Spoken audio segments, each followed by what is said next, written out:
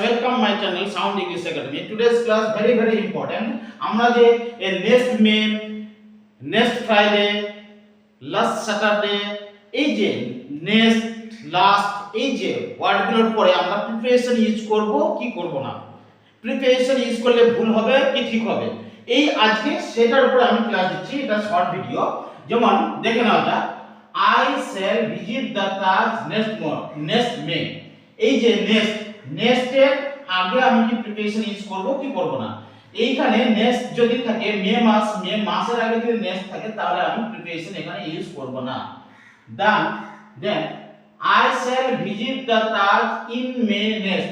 কিন্তু নেক্সটটা যদি আমি পরে বসাই, তার আগে যদি এই মান্থের নাম বোঝাই, এই যে মে, তার আগে কিন্তু আমি প্রিপারেশন ইউজ করেছি ইন।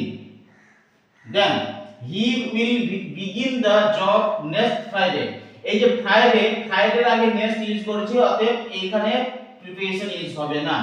কিন্তু he will begin the job on Friday next। এই যে নেক্সটটা ফ্রাইডের পরে বসিয়েছি, যেহেতু বলে অন, এখানে প্রিপারেশন বসবে। তারপরে you went there to buy a book last Saturday। এই যে স্যাটারডে, এই স্যাটারডের আগে লাস্ট বসেছে, তার আগে প্রিপারেশন বসবে না। কিন্তু you went there to buy a book on Saturday last।